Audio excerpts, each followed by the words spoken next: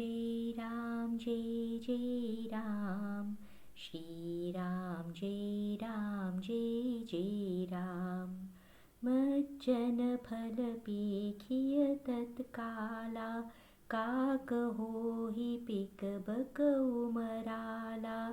सुनि आचरज करे जनि कोई, सतसंगति महिमा नहीं कोई।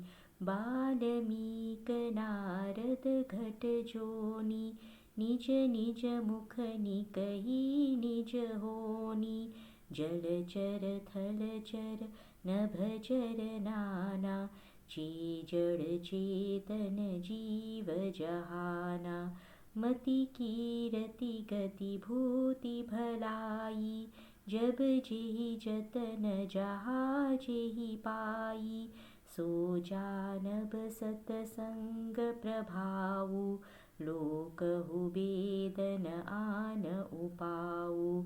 बिनु सतसंग विवेक न होई, राम कृपा बिनु सुलभ न सोई। सतसंगत मुद मंगल मूला, सोई फल सिद्धि सब साधन फूला। सठ सुधरहि सतसंगति पाई, पारस परस कुधात सुहाई। विधि बस सुजन कुसंगत परहि, फनि मनि सम निज गुण अनुसरहि। विधि हरिहर कवि कोविद बानी, कहत साधु महिमा सकुचानी। सोमोसन कही जात न कैसे, साक बनिक मनि गुण गण जैसे। श्री राम जय राम, जय जय राम, श्री राम जय राम, जय जय राम। बंदौ संत समान चित, हित अनहित नहीं कोई। अंजलि गत शुभ सुमन जिमि, सम सुगंध कर दोई। संत सरल चित जगत हित, जानि स्वभाव स्नेहो। बाल बिनय सुनि करि कृपा, राम चरण रति देहो। सियावर रामचंद्र की जय, पवन सुत हनुमान की जय। उमापति महादेव की जय. The result of an immersion into the sacred waters of this king of holy places is instantly perceived. Crows turn into cuckoos and herons into swans. Let no one marvel to hear this. The glory of contact with saints is no secret. Valmiki, Narad, and Agastya, who was born of a pitcher, have related the story of their birth and transformation with their own lips. Of the various creatures, both animate and inanimate, living in this world, whether in water or on land or in the air, whoever has ever attained wisdom, glory, salvation, material prosperity or welfare, anyway and by any means whatsoever, know it to be the result of association with holy men. There is no other means either in the world or in the Vedas. Wisdom dawns not without association with saints, and such association cannot be easily had without the grace of Sri Ram. Contact with noble souls is the root of joy and blessings. It constitutes the very fruit and fulfillment of all endeavors, whereas all other practices are blossoms as it were. Through contact with the virtuous, even the wicked get reformed, just as a base metal is transmuted by the touch of the philosopher's stone. On the other hand, if by mischance good men fall into evil company, they maintain their noble character like the gem on the hood of a serpent. Even the speech of deities like Brahma, Vishnu, and Shiva, poets and men of wisdom, falters in depicting the glory of pious souls. much less can be described by me, even as a dealer in vegetables finds himself incapable of expatiating on the qualities of gems. I bow to the saints, who are even minded towards all, and have no friend or foe, just as a flower of good quality placed in the palm of one's hands communicates its fragrance alike to both the hands, the one which plucked it and that which held and preserved it. Realizing thus the noble disposition and loving nature of saints who are innocent at heart and Catholic in spirit, I make this humble submission to them, listening to my childlike prayer and taking compassion on me, O noble souls, bless me with devotion to the feet of Sri Ram. Jai Sri Ram. In this stanza, Tulsidasi speaks of the benefits that can be got from having satsangs with pious people or holy men. He says that the result of having satsang with holy men is like taking a dip at the sacred Triveni Sangam. But whereas a dip in the Triveni Sangam gives results in a life hereafter, the results from having satsang with holy men is perceived immediately. And the most important aspect of this benefit is that it brings a transformation in one's life. This is what he meant when he said that crows turn into cuckoos and herons into swans. The different types of birds he gives here symbolize different qualities. Crow is not a pleasant bird to look at and not a pleasant bird to hear. The sound made by a crow is very harsh and unpleasant to the ear. But the sound made by the cuckoo is very sweet and pleasant to hear. The other pair of birds he took into this example is that herons turn into swans. Swans are birds that have an acute sense of discrimination. It is said that if you mix milk and water and offer it to a swan, the swan will separate the milk from the water and drink the milk and reject the water, which symbolizes that one's ability to separate right from wrong, good from bad, and select the right and reject the wrong, select the good and reject the bad. This kind of transformation can come into a person who has satsangs with holy men. And he gives examples of very famous people who's benefited from having satsang with holy people. 3 examples he took is Valmiki, Narad, and Agastya Rishi. Valmiki was a great saint and the first writer of the Ramayana in Sanskrit. But it is said that in his earlier life he was a robber and a thief, a decoy, and he once waylaid a group of holy people. Amongst them was Narad, and he wanted to rob them. And Narad told Valmiki that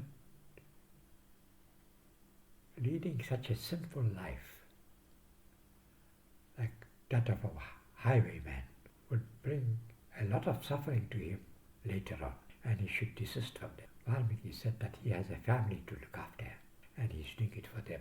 He has no choice. And Narad said to him that you are committing so much of sin for the sake of a family.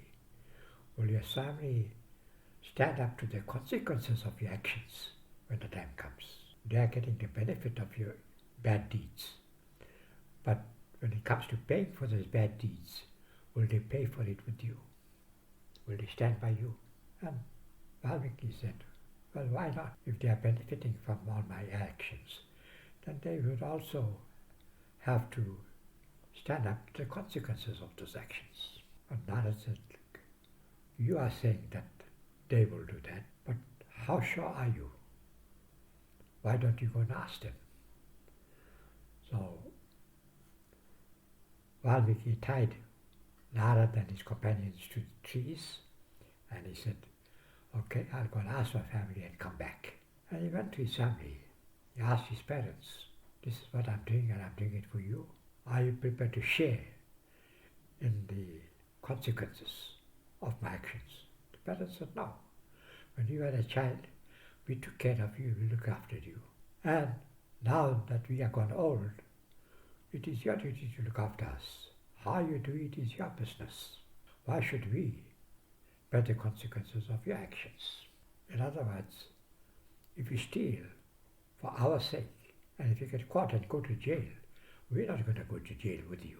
So Valmiki got his answer from his parents. Then he asked his wife and children the same question.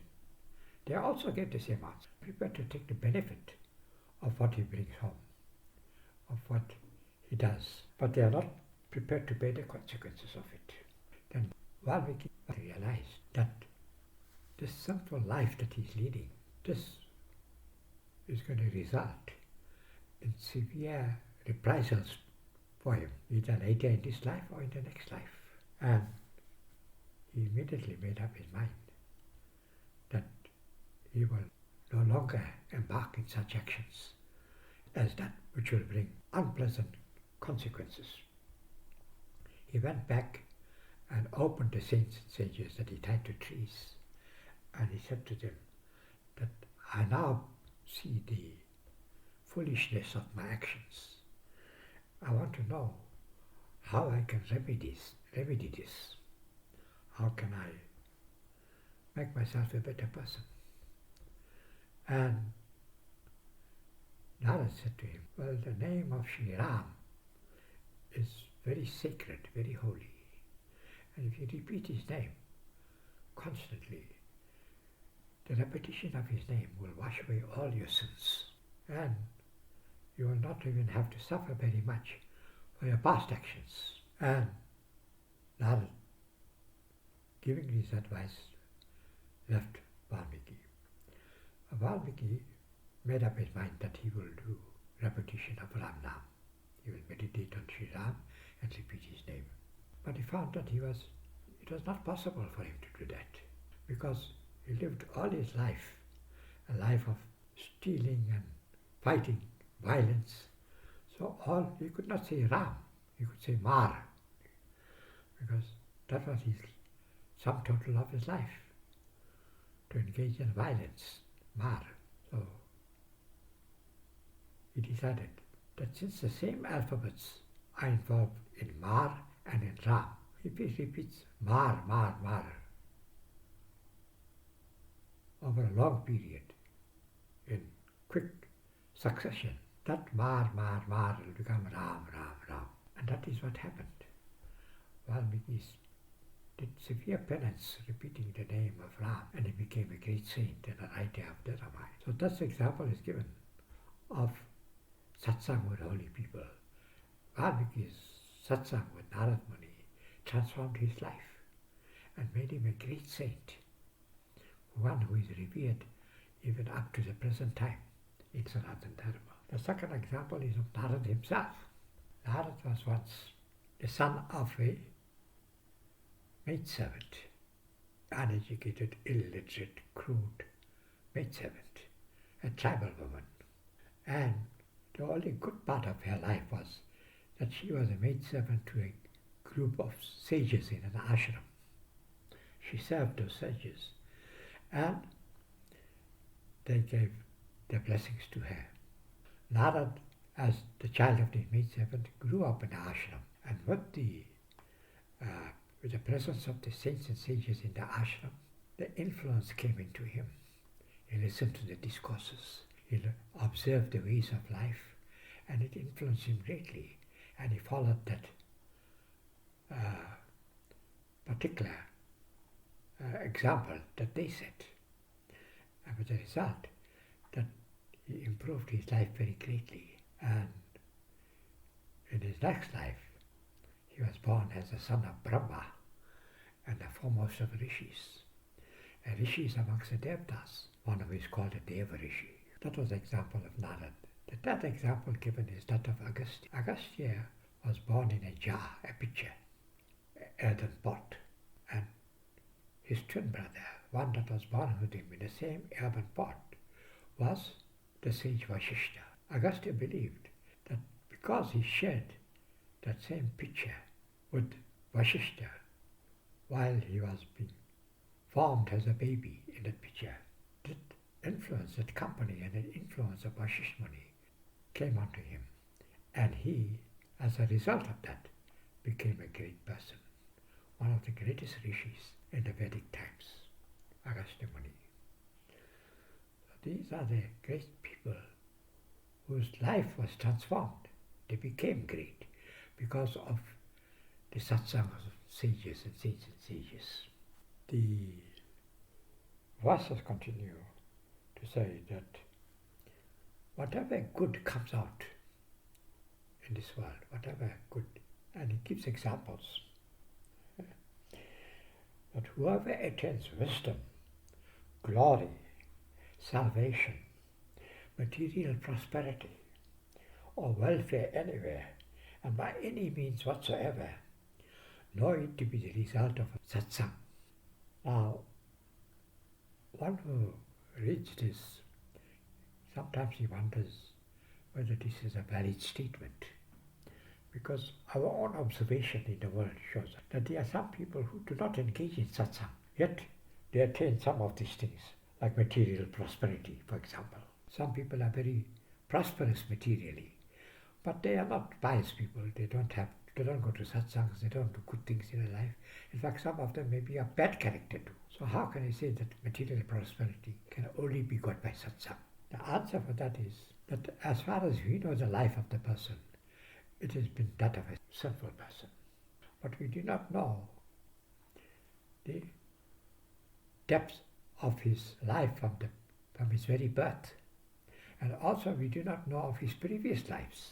How do we know that he did not have satsang in his childhood? How would we know that he did not have satsang in his previous life? If he has got material prosperity now, it is only because of his satsangs in previous times, which we don't even know of, which he himself might probably not even know of in the present time. But Tulsidas Ji is thoroughly convinced, and he proclaims it boldly to us, that all these things, wisdom, glory, salvation, material prosperity, welfare, if you get this at any way, at any time, it is only because of satsang. There is no other means in this world to get these things. And then Tulsidas Ji says that contact with the saints is like having the parasmani, the philosopher's stone, in your hand. The philosopher's stone is said to be a very rare gem, and if one touches a piece of iron with the philosopher's stone, it turns into gold. So this has the power of transforming iron into gold. Likewise, contact with holy people will bring about a radical transformation for the good, for the better in our lives. And that is why it is always recommended that one should spend some time at least with holy people. Even if out of your busy life, if you take a few minutes off each week in a busy life and go to a satsang at an ashram where there is a sannyasi or a holy man, or even if you go to a prayer where a priest is performing, officiating the prayer. The priest is a sattvic person. He's a good person. He's a holy person. He's a pious person. And by having that contact with him, by having that satsang with him, it will bring about a transformation in your life. So these are the important things about satsang that Tulsidas Ji says. Satsangs with holy people. And the Doha says, I bow down to the saints even-minded towards all. That means the saint does not discriminate. Okay, I'll have satsang with you because you're a good person, or I won't have satsang with you because you're a bad person. The saint won't think like that, he won't say that. He is like, an example is given very beautifully here. And there is nobody hateful to a saint. Nobody, the saint, will not want to help to become a better person. And he gives an example that if a flower of good quality is placed in the palm of one's hand, if you put the two palms together and you hold a flower within the two palms, the flower will give the fragrance to both hands, to both the palms, even though one palm plucked it and the other palm protected it, looked after it. The flower will not discriminate. It will give the fragrance to both the palms. So likewise, the holy man does not discriminate between a good person and a bad person when he deals with them. He gives off his best qualities. He gives off his best performance to both of them. He helps both equally. He says, realizing thus the noble disposition and loving nature of saints who are innocent of the heart and catholic in spirit, I make this humble submission to them, listening to my childlike prayer and taking compassion upon me. O noble souls, bless me with devotion to the feet of Sri Ram. So there are so many ways you can benefit. Tulsidas had listed them: material prosperity, welfare, glory, and all these things. But he says no. He says, to a sense, you are capable of giving all this by my having satsang with you. But I don't want all this. I just want one thing from you. And give that to me. That is loving devotion to the feet of Sri Ram. Jai Sri Ram. Jai Sri Ram.